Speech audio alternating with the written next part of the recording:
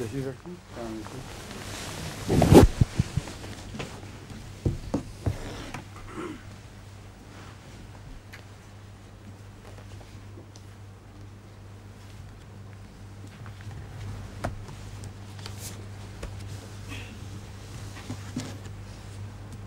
آج ہم نے سورہ الفتح کی آیت 19 سے تلاوت اور ترجمہ شروع کرنا ہے.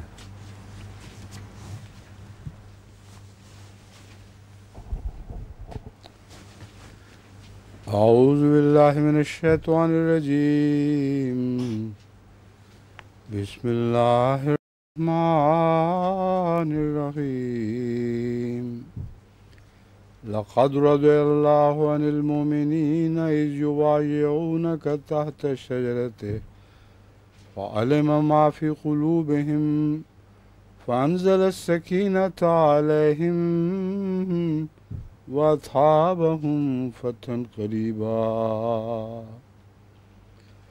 ومغانم كثيرة يأخذونها وكان الله عزيزا حكيما. وعدكم الله مغانم كثيرة تأخذونها فعجل لكم هذه وكف أيدي الناس عنكم ولتكون آية للمؤمنين ويهديكم صراطا مستقيما. وأخرى لم تقدروا عليها قد أحاط الله بها وكان الله على كل شيء قديرا.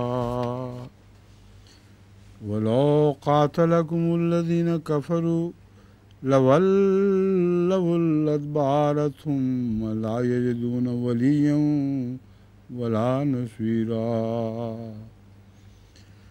سنة الله التي قد خلت من قبل ولن تجد لسنة الله تبديلا.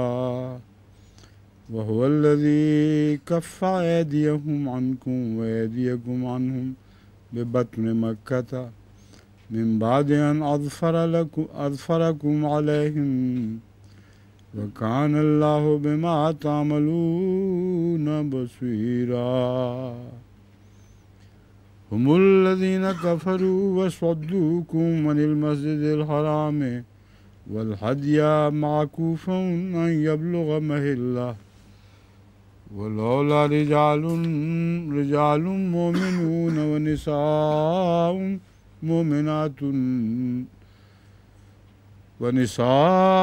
مؤمنات لم تعلموهم أن تطؤوهم فتصيبكم منهم معرة بغير علم ليدخل الله في رحمته من يشاء. لو تزيلوا لعذبنا الذين كفروا منهم عذابا أليما. إذ جعل الذين كفروا في قلوبهم الحمية حمية الجاهلية فأنزل الله سكينته على رسوله وعلى المؤمنين وألزمهم كلمة التقوى وكانوا أحق بها وأهلها وكان الله بكل شيء عليما. لقد صدق الله رسوله الرؤيا بالحق لتدخلن المسجد الحرام إن شاء الله آمنين محلقين رؤوسكم ومقصرين لا تخافون فعلم ما لم تعلموا فجعل من دون ذلك فتحا قريبا. هو الذي يرسل رسوله بالهدى ودين الحق ليظهره على الدين كله وكفى بالله شهيدا.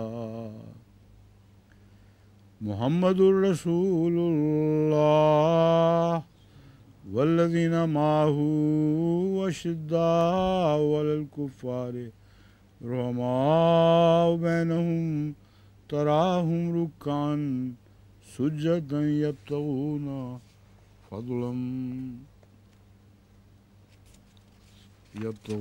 فضلا من الله ورضوانا سیماہم فی وجوہہم من اثر السجود ذالک مثلہم فی التوراۃ ومثلہم فی الانجیل كزرع أخرج شطه فآزره فاستغلظ فاستوى على سوقه يعجب الزراع ليغيظ بهم الكفار وعد الله الذين آمنوا وعملوا الصالحات منهم مغفرة وأجرا عظيما.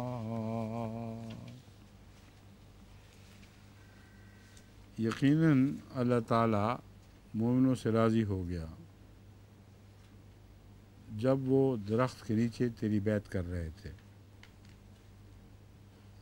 لقد معنوں پر زور دینے کے لیے بھی آتا ہے اور ماضی قریب کے لیے بھی. تو یہاں میں نے اس کا ترجمہ زور کے معنوں میں کیا ہے. یقیناً اللہ مومنوں سے راضی ہو گیا جب وہ درخت کے نیچے تیری بیعت کر رہے تھے. وہ جانتا ہے جو ان کے دلوں میں تھا، بس اس نے ان پر سکونت اتاری اور انہیں ایک فتح قریب عطا فرمائی. یہاں مومنوں پر سکینت اترنے کا ذکر ہے. ہاں، حضرت صلی اللہ علیہ وآلہ وسلم پر سکینت کا ذکر نہیں، جبکہ آغاز ہی میں اس صورت کے حضرت اقدس محمد رسول اللہ صلی اللہ علیہ وسلم پر سکینت کا ذکر ہے. کیوں جی؟ یہاں آغاز میں ہے یا دوسری جگہ جو سورہ جنگ احد کے بعد کا واقعہ ہے، غار میں چھپے ہوئے تھے جب، وہ احزاب میں ہے؟ سکینت والا ذکر میں نے کہہ دیا نا، پہلے ذکر ہے. اس شروع کے آغاز میں تو غالباً ذکر ہے.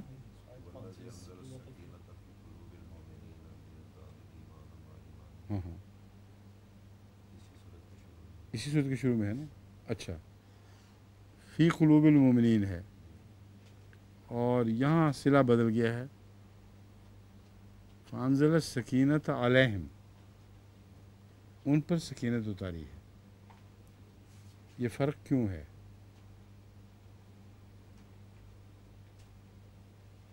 پہلی بات تو یہ قابل توجہ ہے،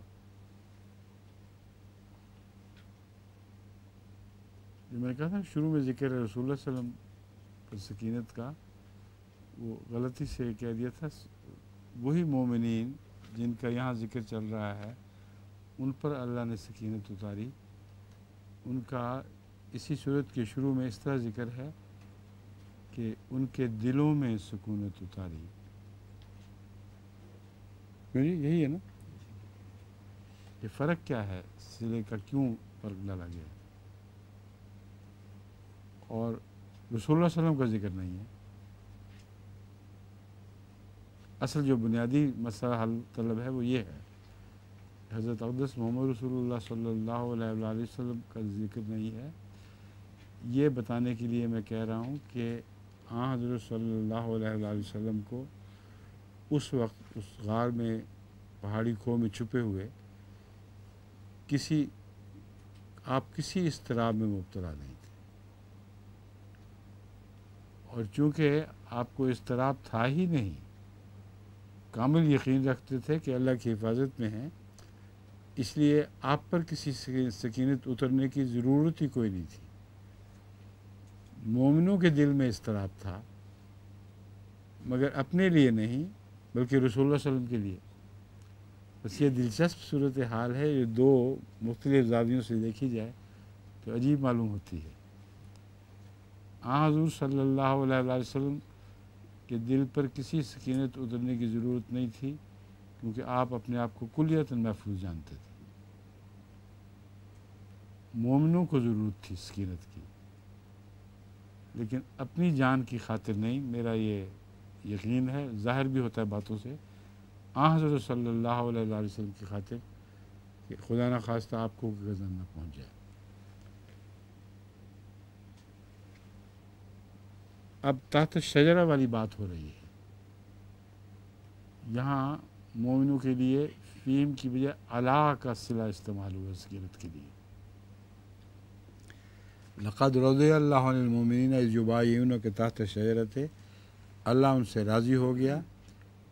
फ़अलिमा मा फ़ी क़ुलूबिहिम, वो उस जानता था जो उनके दिलों में है। बस वो जो दिलों में था उसके नतीजे में सकीनत उतरनी चाहिए थी उन पर, किसी इज़्तिराब को दूर करने के लिए नहीं, बल्कि उनके दिलों में जो था उसकी जज़ा के तौर पर। बस ये दोनों जगह सकीनत का लफ्ज़ आया है, मगर अलग अलग मफ़हूम लिए हुए है। क्योंकि मान फरमाया अंज़ल सकीनत अलैहिम व असाबहुम फतन क़रीबा, उस वक्त जो दरख्त के नीचे बैत कर रहे थे उनको सकीनत के, उनके दिलों में जो सकीनत उतारी है उसके सबूत के तौर पर उस सकीनत की साथ मुंसलिक बात जो जज़ा भी कह सकते हैं, असाबहुम फतहन क़रीबा, उनको एक करीब की फ़तह अता फ़रमाई। व मग़ानिम कसीरत याख़ुज़ूनहा, और बहुत से अम्वाल गनीमत बख्शे जिनको वो हासिल कर रहे थे। व कान अल्लाह अज़ीज़न हकीमा, और अल्लाह ताला बहुत ही गालिब बुज़ुर्गी वाला, हर गालिब से बढ़कर गालिब, मुकर्रम और हिकमत वाला है। यहाँ मग़ानिम कसीरत याख़ुज़ूनहा के मुतल्लिक़ ये ख़्याल गुज़र सकता है कि जब दरख्त के नीचे बैत कर रहे थे उस वक्त तो ये मग़ानिम हासिल नहीं कर रहे थे। बस यहाँ इसके साथ जोड़ा क्यों गया है? सकीनत उतारी और साथ ही वो मग़ानिम अता फ़रमाए जिनको वो हासिल कर रहे थे, और करीब की फ़तह बख्शी। ये जो फ़ासले हैं वक्त के, इस आयत की रूह से तो ये फ़ासले मिटे हुए दिखाई दे रहे हैं।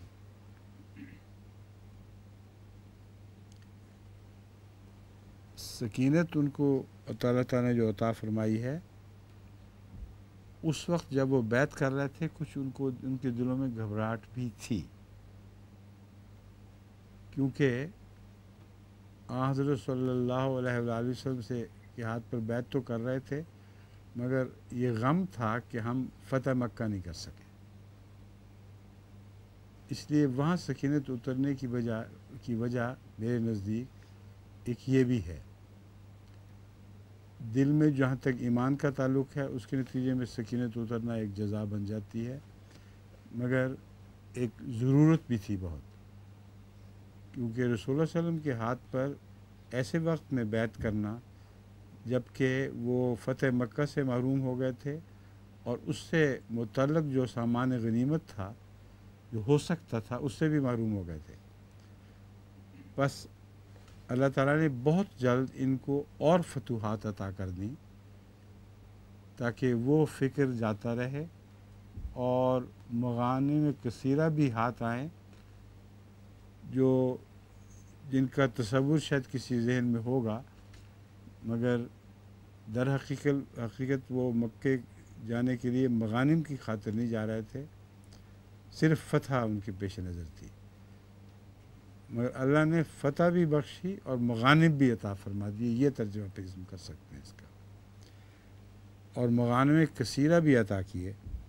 ये वाक़या बाद में हुआ है, फ़तह मक्का के साथ मुंसलिक नहीं है, बल्कि कुछ थोड़े अरसे में मगर जल्दी बाद हुआ है, इसलिए फ़तहन क़रीबा फ़रमाया है, एक जल्द आने वाली फ़तह अता की है,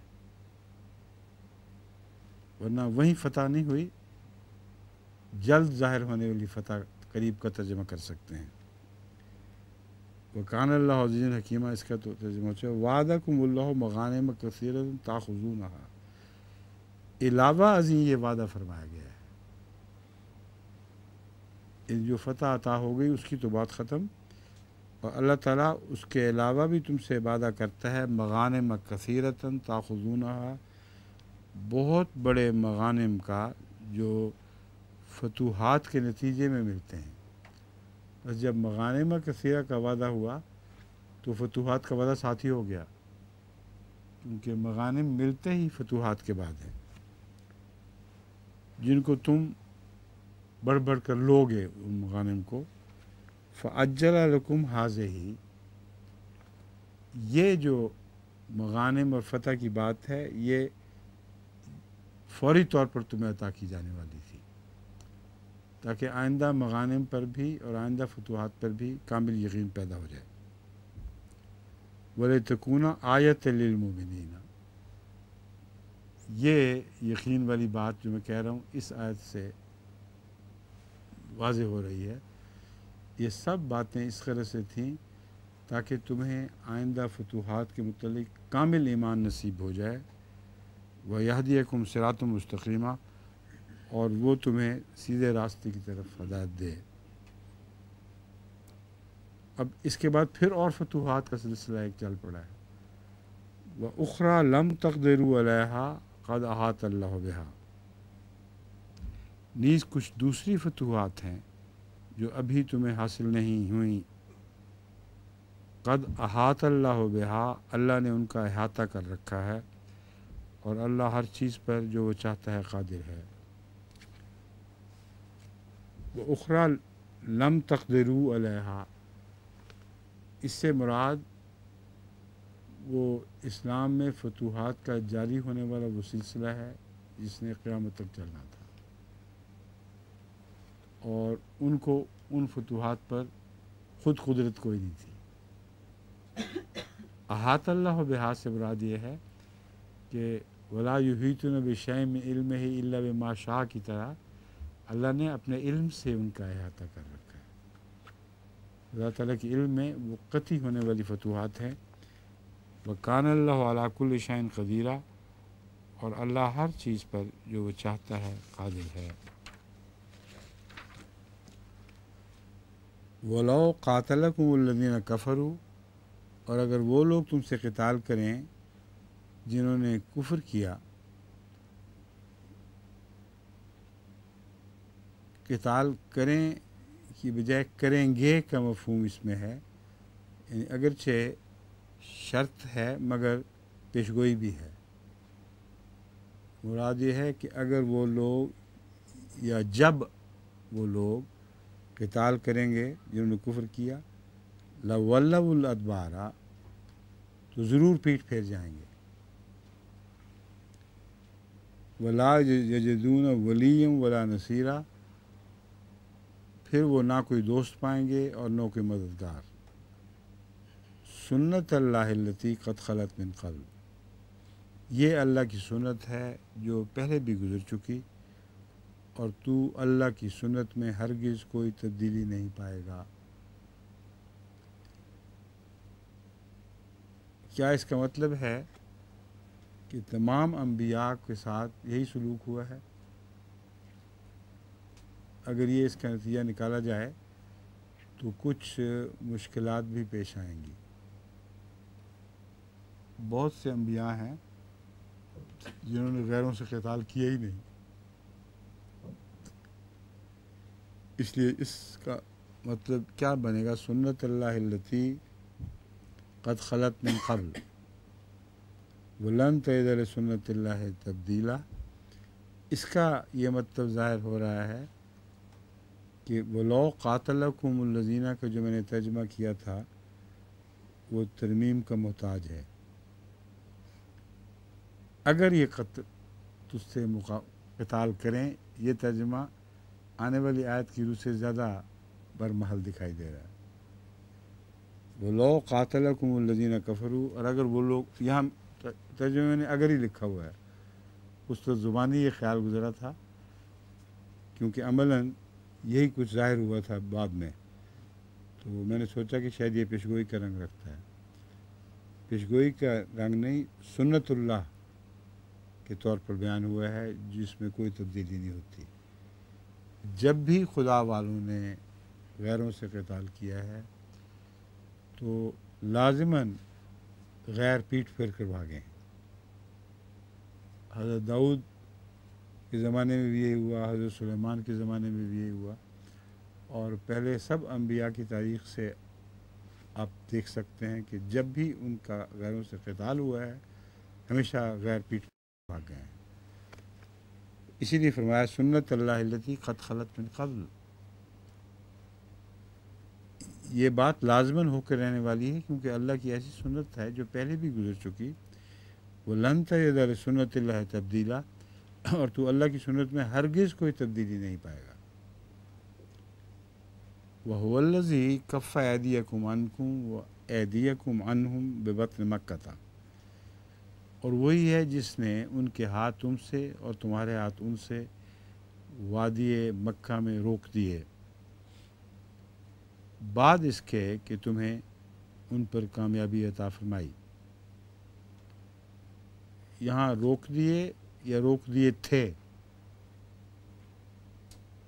پڑھتے وقت لگتا ہے تھے شامل ہوتا تو زیادہ برمحل تھا، تھے ڈالنے یہاں۔ اور وہی ہے جس نے ان کے ہاتھ تم سے اور تمہارے ہاتھ ان سے وادی مکہ میں روک دیے تھے، بعد اس کے کہ تمہیں ان پر کامیابی عطا فرمائی، اور اللہ تعالیٰ جو کچھ تم کرتے ہو اسے دیکھ رہا ہے۔ ہم الذین کفروا وصدوکم عن المسجد الحرام والہدی معکوفا ان یبلغ محلہ، یہی وہ لوگ ہیں جنہوں نے کفر کیا اور تمہیں مسجد حرام اور قربانی سے روک دیا جو اپنے مذبح کے محل تک پہنچنے سے محروم کر دی گئی۔ یہ اب فتح مکہ کے دوران واقع جو صلح حدیبیہ کے دوران ہونے والا واقعہ ہے، یہ اس کو پھر اب دہرایا جا رہا ہے۔ پھر یہ وہ لوگ جو کفار ہیں، ان کا مسلک ہی ٹیڑھا ہے، ہمیشہ سے حق کی مخالفت کرنے والے لوگ ہیں، اور ان سے وہی سلوک ہونا چاہیے تھا جس کا اوپر گزر چکا ہے، ذکر گزر چکا ہے۔ یہی وہ لوگ ہیں جنہوں نے کفر کیا اور تمہیں مسجد حرام اور قربانی سے روک دیا جو اپنے ذبح کے محل تک پہنچنے سے محروم کر دی گئی، اور ایسے مومن مرد اور مومن عورتیں نہ ہوتے جنہیں نہ جاننے کے باعث تم اپنے پاؤں تلے کچل ڈالتے، تو ان کی طرف سے لا علمی میں تمہیں اپنی کمزوریوں کے ننگا ہو جانے کی مصیبت دیکھنی پڑتی۔ یہ آیت ایسی ہے جس کو ذرا تحمل سے غور کرتے ہوئے سمجھنے کی ضرورت ہے۔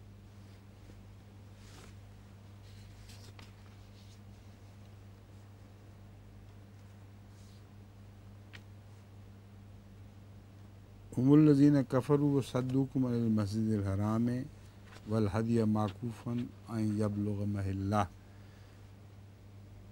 سوال یہ ہے کہ آگے جو آیت کا حصہ ہے کیا اس بات کے جواز میں ہے کہ تمہیں اللہ تعالیٰ نے ان سے قتال سے روک دیا اہل مکہ سے کہ کہیں وہ لوگ جو بیچ میں چھپے ہوئے مومن تھے جن کا تمہیں علم نہیں تھا وہ بھی نہ کچلے جاتے۔ اگر یہ مطلب لیا جائے تو وہ قرآن کریم کی بنیادی تعلیم جس کی روح سے آن حضرت صلی اللہ علیہ وسلم رکے تھے کہ قتال کرتے ہوئے داخل نہیں ہونا، اس کے خلاف ایک اور بات آ جائے، اس کے خلاف آ جائے گی یہ بات۔ میری مومن صاحب سمجھیں آپ لوگ، اس لیے وہ ترجمہ ہونا ہی نہیں چاہیے، یہاں ہو سکتا ہی نہیں، کیونکہ حضرت اقدس محمد مصطفیٰ صلی اللہ علیہ وسلم کو خدا تعالیٰ نے جو روکا وہ اس آیت کریمہ کے نتیجے میں روکا ہے کہ رستہ صاف ہو تو جانا ہے، رستہ صاف ہو تو قتل و غارت کرتے ہوئے حج فرض نہیں ہوتا۔ سمجھ گئے؟ جب یہ بات ہے تو اس آیت سے جو یہ شبہ پڑتا ہے بعض لوگوں کو کہ محض اس لیے روکا گیا تھا قتال سے کہ بعض چھپے ہوئے مسلمان نہ قتل ہو جائیں، یہ بات درست نہیں بنتی۔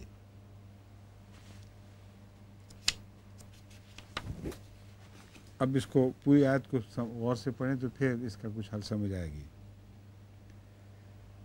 اگر ایسے مومن اور مومن مرد اور مومن عورتیں نہ ہوتے جنہیں نہ جاننے کے باعث تم اپنے پاؤں تلے کچل ڈالتے، تو ان کی طرف سے لا علمی میں تمہیں اپنی کمزوریوں کے ننگا ہو جانے کی مصیبت دیکھنی پڑتی۔ اسی طرح اللہ اسے اپنی رحمت میں داخل کرتا ہے جسے چاہتا ہے۔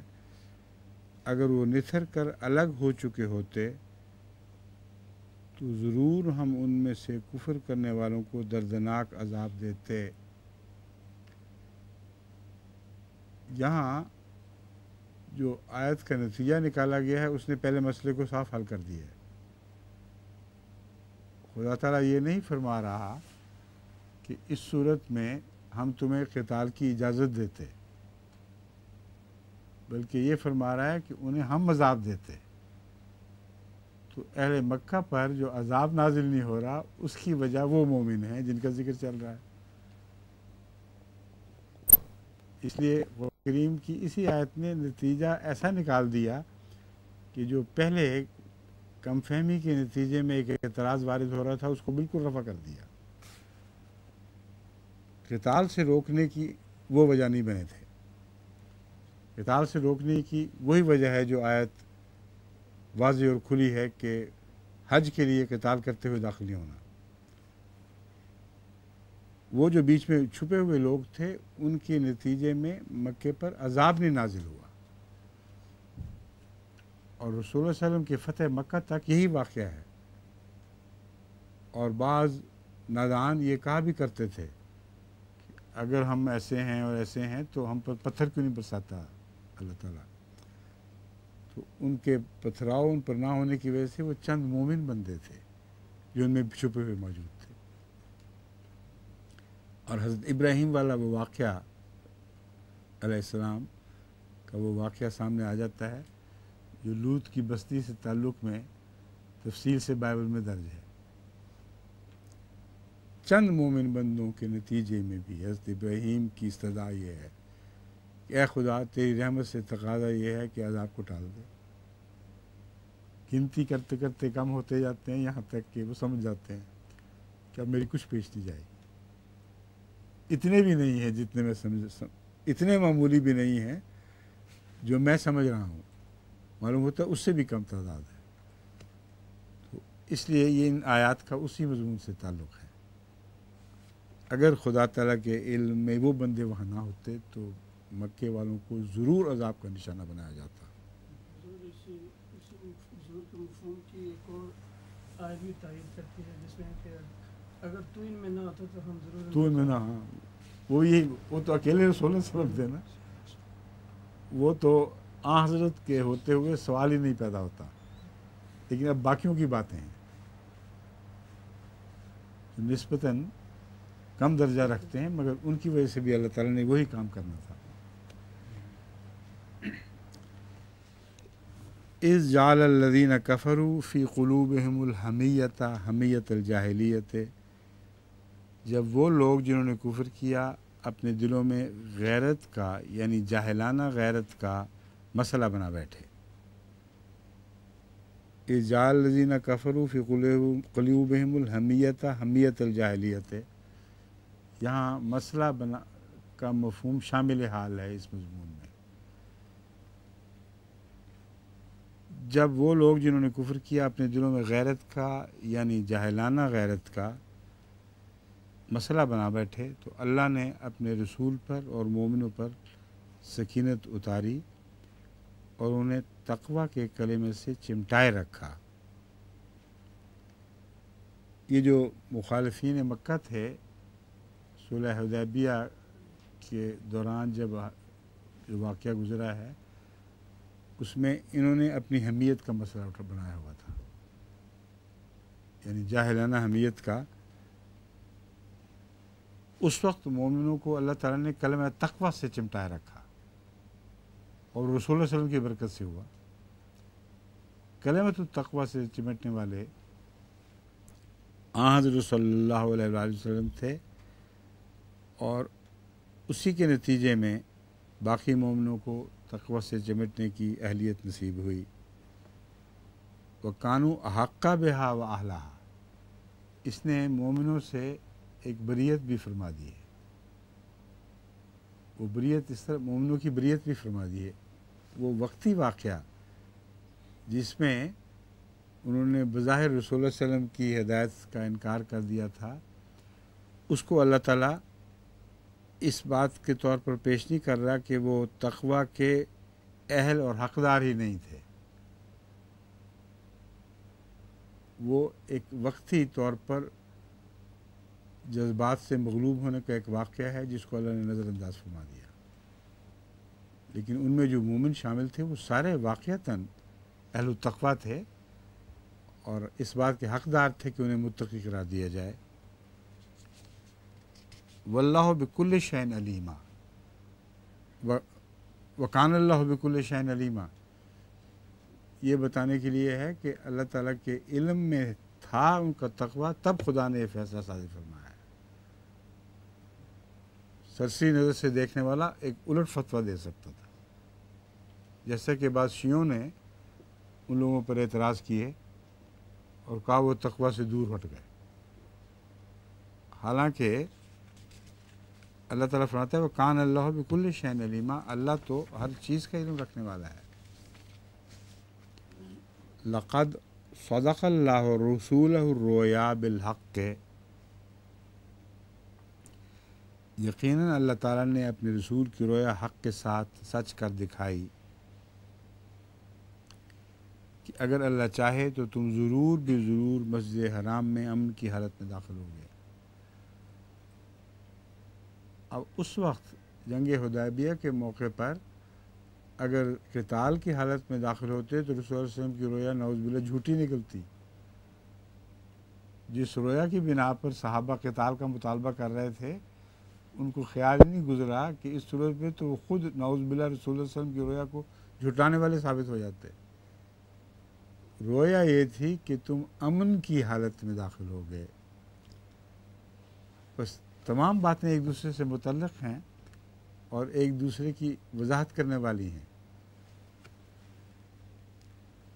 لقد صدق اللہ رسول الرؤیا بالحق لتدخلن المسجد الحرام ان شاء اللہ آمنین، جب وہ وقت آئے گا کہ امن کی حالت میں تمہارا جانا مقدر ہو اس وقت وہ رویا پوری ہوگی، اس سے پہلے نہیں. اس حالت میں محلقین رؤوسکم و مقصرین لا تخافون، تم اپنے سروں کو منڈواتے ہوئے اور بال کتراتے ہوئے ایسی حالت میں داخل ہوگے کہ تمہیں کوئی خوف نہیں ہوگا. فعلم ما لم تعلموا فجعل من دون ذلك فتحا قریبا، بس اللہ تعالیٰ وہ اس کا علم رکھتا تھا جو تم نہیں جانتے تھے، بس اس نے اس کے بعد قریب ہی میں ایک اور فتح مقدر کر دی. سمجھیں، وہ فتح مقدر کرنا ان کے لیے ایک قسم کا وہ دل بہلانے کے لیے ایک سامان تھا، ورنہ فی الحقیقت تو اس کی ضرورت کوئی نہیں تھی. وہ تمام تر باتیں بین ہی لفظاً پوری ہوئی ہیں جو رسول اللہ علیہ وسلم کی پیش گوئی تھی. اس لیے اگر کسی دل کو مزید ایمان کی ضرورت تھی کہ یہ پیشگوئیاں ضرور پوری ہوں گی، ان کے لیے تالیف قلب کے طور پر اللہ تعالیٰ نے یہ سامان فرمایا. هو الذی ارسل رسولہ بالہدی ودین الحق لیظہرہ علی الدین کلہ وکفی باللہ شہیدا. یہ جو چھوٹی چھوٹی نزدیک کی فتح ہیں انہیں پر انحصار نہیں ہے، انہیں پر اکتفا نہیں.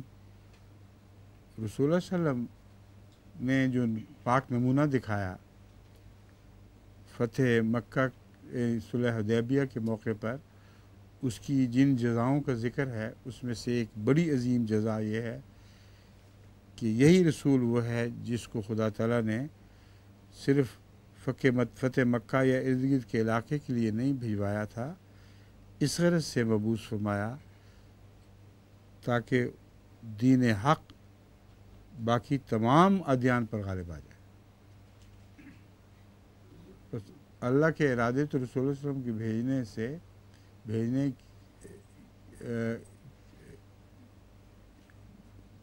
अल्लाह ताला के इरादे रसूलुल्लाह सल्लल्लाहु अलैहि वसल्लम को भेजने के मुतालिक तो बहुत वसी और आलमगीर थे। बस वो फतेह जो हमें दिखाई दे रही हैं बड़ी बड़ी, उनकी रोशनी में देखें तो वो छोटी छोटी फतूहात दिखाई देती हैं। तो करीब में कुछ थोड़ी बातें, थोड़ी सी चीज़ें दी गई हैं। वकफ़ा बिल्लाहि शहीदा, और अल्लाह काफ़ी है गवाह के तौर पर कि वो सारी फतूहात जिनका आइंदा आने का वादा दिया गया है वो भी ज़रूर तुम्हें अता होंगी, क्योंकि करीब की फतूहात भी अदा कर दी गई। ये अपनी ज़िंदगी में तुम्हारे सामने फतूहात का सिलसिला शुरू हो गया। तो कैसे मुमकिन है कि वो बईद की फतूहात खुदा अता न करे जबकि तुमने अपनी आँखों के सामने उसके सारे वादे सच्चे होते हुए देख लिए, ये पूरे होते हुए देख लिए। मुहम्मदुर रसूलुल्लाह सल्लल्लाहु अलैहि वसल्लम, मोहम्मद रसूलुल्लाह और वो लोग जो उसके साथ हैं, वल्लज़ीना माअहू अशिद्दाउ अलल कुफ़्फ़ार रुहमाउ बैनहुम, कुफ़ार के मुकाबिल पर बहुत सख्त हैं, आपस में बेइंतहा रहम करने वाले। इसके मुतल्लिक मैं पहले कई दफ़ा इन आयात की तफसीर में बयान कर चुका हूँ कि उनकी सख्ती जो कुफ़ार के मुकाबिल पर थी, दिलों की सख्ती से कोई ताल्लुक़ नहीं रखती थी। वो कुफ़ार के मुकाबिल पर सख्त थे बावजूद इसके कि उनके दिल इंतहाई रहम करने वाले थे, क्योंकि सख्त दिल आदमी रहमान ही हुआ करते। हमने अक्सर देखा है कि जो सख्त और तुरश रू लोग हों वो अपने घर में बीवी बच्चों से भी वही लहजा रखते हैं, वही तरह रखते हैं। शाज़ के तौर पर कोई मिलेगा जो बाकी सब दुनिया से तुरश रू हो, अपना बीवी बच्चों से ना हो। मेरे इल्म में कोई नहीं ऐसा आदमी आया। अक्सर देखा है मेरी मुलाकातों के दौरान भी कि जो सख्त कलामी करने वाले हैं वहाँ भी वो फ़ौरन मेरे सामने डांट टपट से काम लेते हैं। तो रहम दिल सख्त दिल हो ही नहीं सकता, ये सख्त दिल रहम दिल हो ही नहीं सकता। इसलिए अशिद्दा अगर वो हैं तो महज इन मानों में कि उनके बद असरात को कबूल करने से कुल्लियतन इनकार करने वाले, वो अपने काफिराना अक़ीदों और काफिराना आमाल के मुकाबिल पर अपने दिलों की मुकम्मल हिफाजत करने वाले हैं और इन मानों में अशिद्दा हैं। लेकिन बहुत रहीम व करीम हैं, आपस में एक दूसरे से बहुत रहम का मामला करते हैं, क्योंकि उनकी तरफ से उनको किसी दिफा की ज़रूरत नहीं। जिसका मतलब ये भी है कि मोमिन सोसाइटी से अल्लाह ताला ये तवक्को रखता है कि उनका कभी कोई बद असर दूसरे मोमिनों पर ना पड़े, क्योंकि रहमा होने के नतीजे में उनका असर कबूल करने वाले हैं। तराहुम रुक्कन सुज्जदन, ये फजीलत उनको क्यों अता हुई? इसलिए कि तू उनको देखेगा रुकू करते हुए और सजदा करते हुए। रुकू और सजदा बता रहा है कि उनका हर फ़ेल अल्लाह की खातिर है। वो खुदा के सामने झुकते हैं और सजदा रेज़ हो जाते हैं, इसलिए कि उनको गैरों से कोई गरज ही नहीं है। और यहाँ दो मज़मून बैक-वक्त बयान हो रहे हैं। एक ये कि वो रहमा हैं मोमिनों पर, इसलिए नहीं कि उनसे कुछ फैज़ चाहते हैं, बल्कि मोमिनों पर रहमा हैं क्योंकि उनके दिल उनकी तरफ झुकते हैं, उन पर एहसान करते हुए। इन मानों में एहसान तो नहीं कहना चाहिए, इस तरह झुकते हैं कि उनसे उनको कोई भी काम और वो भी नफसानी गरज नहीं। बस कुफ़ार पर अशिद्दा हैं اسی پہلو سے کہ ان پر اشداء ہونے کی کوئی نفسانی غرض نہیں ہے، کوئی غصہ نہیں، کوئی انتقامی کارروائی پیش نظر نہیں، محض اپنی حفاظت کے لیے اللہ کی خاطر اشداء ہیں، اور مومنوں پر اللہ ہی کی خاطر رحماء ہیں، ان سے کسی فیض کی کوئی توقع نہیں رکھتے۔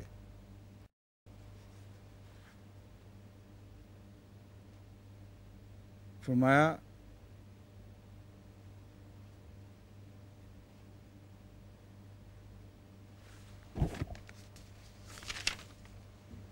یبتغون فضلا من اللہ ورضوانا، اگر کوئی فضل چاہتے ہیں اور رضا چاہتے ہیں تو صرف اللہ کی، بندوں سے نہ فضل کی توقع ہے نہ رضا کی توقع ہے۔ سیماہم فی وجوہہم من اثر السجود، ان کے چہرے اس طمانینت قلب کو دکھا رہے ہیں جو اس طرز عمل کے نتیجے میں لازماً ہونی چاہیے۔ سیماہم، ان کی چہروں پر ان کے سجدوں کے اثر سے نشان ظاہر ہوئے ہیں، پیشانی پر نہیں، چہروں پر، یعنی پورے کا پورا چہرہ وہ عکاسی کر رہا ہے اللہ کی رضا کی اور اس کے فضلوں کی۔ ذالک مثلہم فی التوراۃ، تورات میں ان کی یہ مثال بیان ہوئی ہے۔ اب سوال یہ ہے کہ تورات میں یہ مثال کہاں بیان ہوئی ہے؟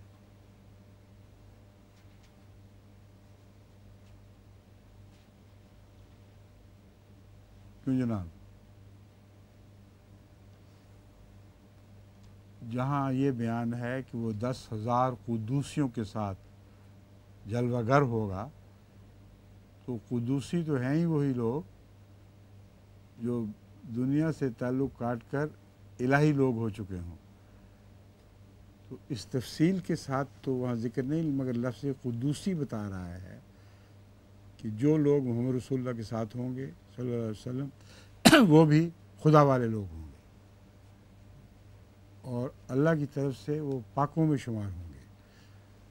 بس یہ وہ لوگ ہیں جن کی مثال تورات میں ہے، اور تورات کی وہ آیت تفصیل سے آپ پڑھ لیں، وہ انہی پر صادق آتی ہے۔ وہ مثلہم فی الانجیل، اور ایک مثال ان کی انجیل میں بھی ہے۔ جو مثال انجیل میں ہے وہ اس سے بالکل مختلف ہے جو تورات میں ہے۔ کزرع اخرج شطہ فآزرہ، یہ مثال پہلے دور کے صحابہ پر چسپاں ہو نہیں سکتی، کیونکہ پہلی مثال اگر چسپاں ہو اس میں ایک شاندار عظیم فوجی غلبے کا ذکر ہے، اور وہ کومپل کا آہستہ آہستہ پھوٹنا، آہستہ آہستہ بڑھنا، بیک وقت اس کے ساتھ چل ہی نہیں سکتا۔ اور موسیٰ کے غلبے کی طرف اشارہ ہے، اس سے بہت زیادہ شاندار غلبہ جو موسیٰ کو عطا کیا گیا تھا، اس سے بہت زیادہ شاندار غلبہ رسول اللہ صلی اللہ علیہ وسلم کو عطا کیا گیا، مگر وعدے دونوں سے ایک ہی جیسے تھے، ملتے جلتے۔ موسیٰ سے بھی یہی وعدہ تھا کہ تو بڑی شان سے داخل ہوگا، لیکن وہ دعویٰ وہ وعدہ مؤخر ہو گیا۔ حضرت مسیح موعود علیہ السلام نے اس پر جو عظیم الشان تفسیر فرمائی ہے، اس کا میں نے اپنی جلسے کی تقریر میں ذکر کیا تھا، اگر آپ نے سنا ہو تو شاید ذہن نشین ہو چکی ہو بات، اگر نہیں سنا تو غور سے دوبارہ اس حصے کو سن کے دیکھ لیں۔ بس اگلی مثال جو انجیل میں ہے وہ تو ہمارے زمانے میں پوری ہو رہی ہے، مگر مزے کی بات یہ ہے کہ ہے رسول اللہ صلی اللہ علیہ وسلم کی طرف منسوب، ہمیں رسول اللہ کے ساتھی قرار دیا گیا ہے، اور ہم سے جو کچھ ہو رہا ہے رسول اللہ صلی اللہ علیہ وسلم کی برکت سے ہو رہا ہے۔ بس یہ جو دلچسپ پہلو ہے ان آیات کا، یہ پیش نظر رکھنا چاہیے۔ کزرع اخرج شطہ فآزرہ فاستغلظ، ایک کھیتی کی طرح ہے جو اپنی کونپل نکالے پھر اسے مضبوط کرے، پھر وہ موٹی ہو جائے اور اپنے ڈنٹل پر کھڑی ہو جائے۔ یہ جماعت احمدیہ کی اب یہ حالت ہے۔ اللہ تعالیٰ کے فضل سے وہ وقت گزر گیا، لد گئے وہ دن جب یہ سوچا بھی کرتے تھے کہ پاؤں تلے رون ڈالیں گے۔ شروع میں جب کونپل نکلتی ہے تو لوگ یہی کرتے ہیں۔ کیوں نہیں رون سکتے؟ یہ بات ثابت کرتی ہے کہ ان کو اللہ کی حفاظت ہے، ورنہ غیظ تو کھا رہے ہیں اور روند نہ سکیں، یہ ممکن نہیں ہے۔ جو حضرت مسیح علیہ السلام بالکل تھوڑے تھے، اور آپ نے اس کا بھی ذکر فرمایا ہے، تو بظاہر ان لوگوں کو مسیح علیہ السلام اور آپ کے ساتھیوں کو مٹانے پر مقدرت حاصل تھی، مگر کچھ نہیں کر سکے، کوئی پیش نہیں گئی، اور اللہ تعالیٰ نے ان کی حفاظت فرمائی۔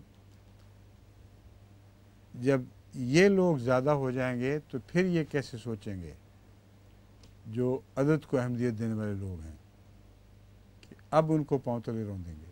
یہ تو ہو ہی نہیں سکتا۔ یوجب الذرا، اب یہاں ذرا لفظ ہے جو جمع کا صیغہ ہے، اور خدا تعالیٰ کی طرف یہ منسوب ہو ہی نہیں سکتا۔ یہ ترجمہ درست نہیں کہ اللہ نے جس کھیتی کو بویا ہے اس کی نشو و نما پر اللہ کو یہ نشو و نما بہت پسند آئے گی، کیونکہ بونے والوں کو پسند آئے گی۔ بس جن لوگوں نے جماعت احمدیہ کو پھیلانے میں قربانیوں سے کام لیا ہے، اب جلسے پر جو آئے ہوئے تھے سارے، ان کے نعرہ تکبیر اس وجہ سے تھے کہ وہ خود اپنی کھیتیوں کو دیکھ کر وہ بہت خوش ہو رہے تھے۔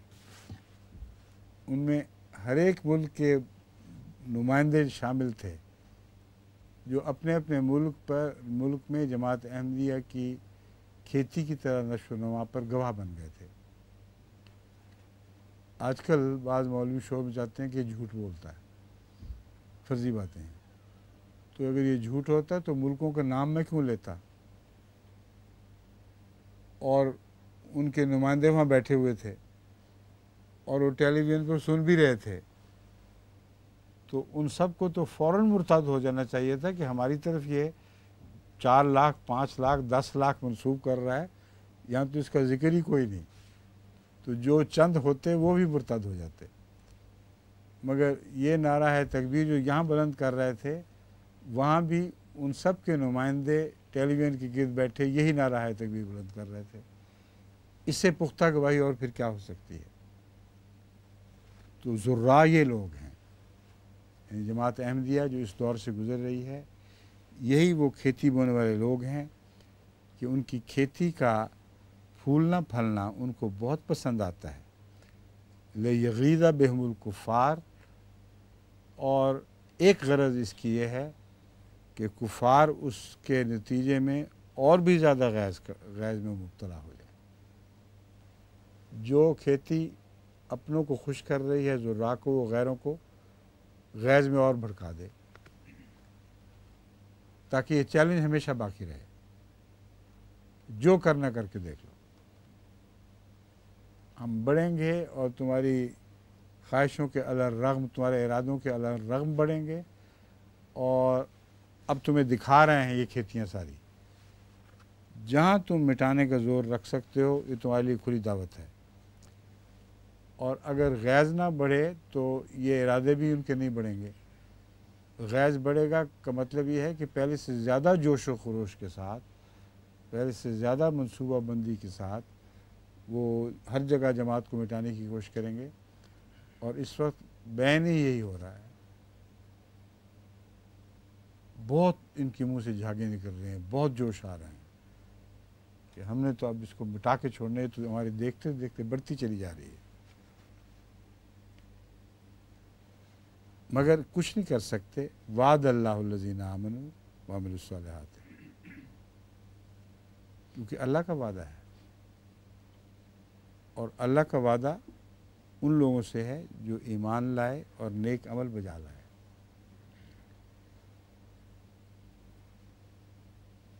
منہم کا لفظ بتا رہا ہے کہ سب کو صحیح معنوں میں ایمان لانے اور پوری طرح نیک عمل کی توفیق نہیں ملا کرتی،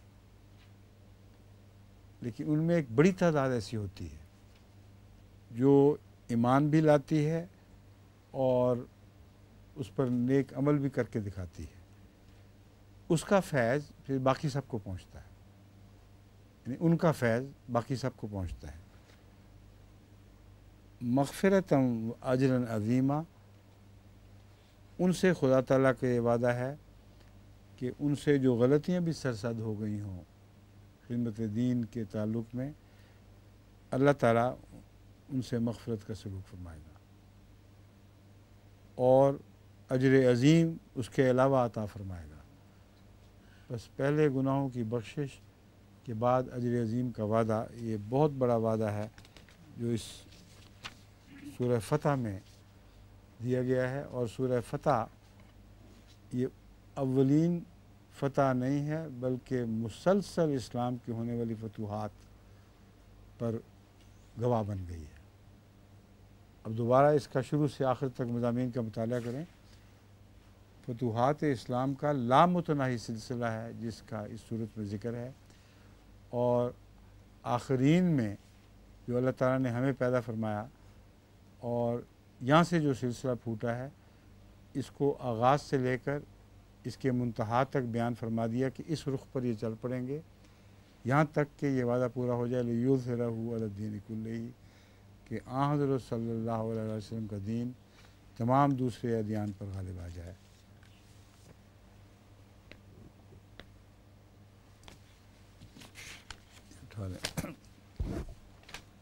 اب ایک دو آیات ہی غالباً یہاں اگلی صورت کی ہم پڑھ سکیں گے، باقی کل انشاءاللہ۔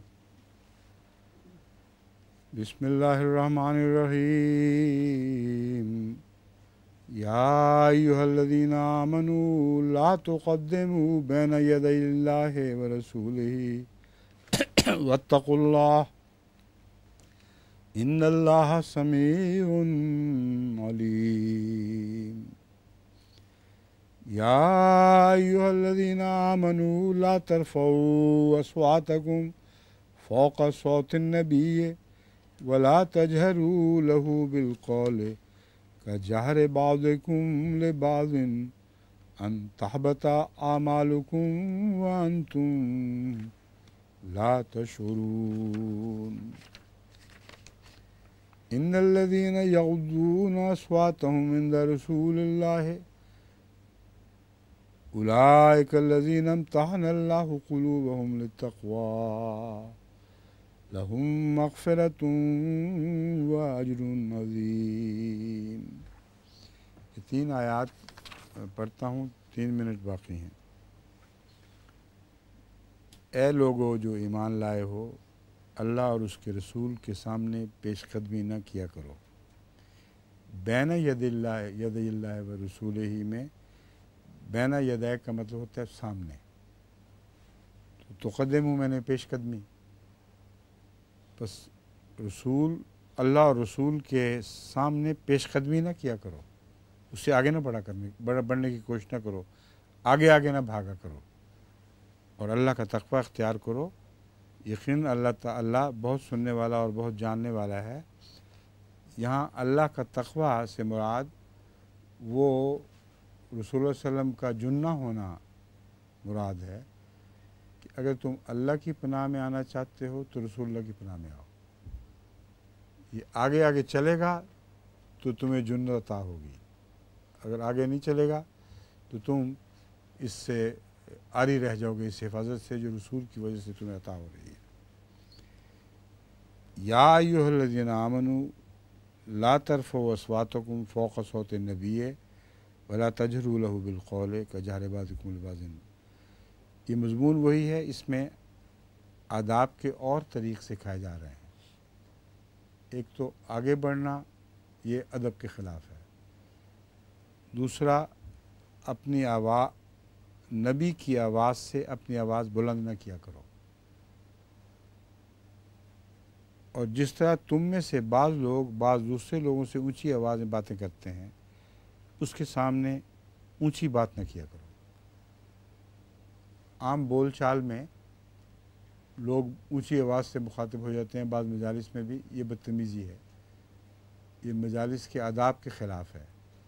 لیکن ایسی مجلس جس میں خود رسول اللہ صلی اللہ علیہ وسلم موجود ہوتے تھے، اس میں کسی صاحب ایمان کے لیے ممکن ہی نہیں تھا کہ حضرت رسول اللہ صلی اللہ علیہ وسلم سے بڑھ کر زیادہ اونچی آواز میں باتیں کرے۔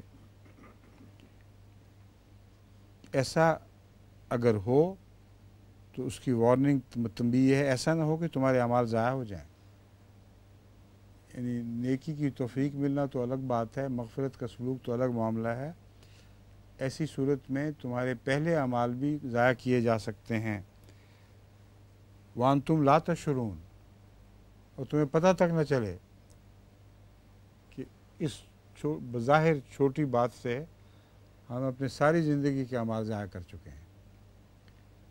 یہ چھوٹی بات ہے ہی نہیں، لوگوں کا خیال ہے کہ معمولی بات ہے، مگر حضرت محمد رسول اللہ علیہ وسلم کا ادب اور احترام پیش نظر رکھنا جو حفاظت کا ذریعہ ہے، لازم ہے کہ ان پر احسان نہیں بلکہ احسان کا بدلہ کم سے کم یہ ہونا چاہیے۔ اگر نہیں کرو گے تو تمہارے اعمال ضائع ہو جائیں گے۔ ان الذین یغضون اصواتهم عند رسول اللہ، یقیناً وہ لوگ جو اللہ کے رسول کے حضور اپنی آوازیں دھیمی رکھتے ہیں، یہی وہ لوگ ہیں جن کے دلوں کو اللہ نے تقوی کے لیے آزما لیا ہے۔ امتحن اللہ قلوبہم للتقوی، یعنی تقوی عطا کرنے سے پہلے کوئی آزمائش بھی تو ہونی چاہیے تھی، تاکہ یقین ہو کہ یہی لوگ تقوی کے اہل ہیں۔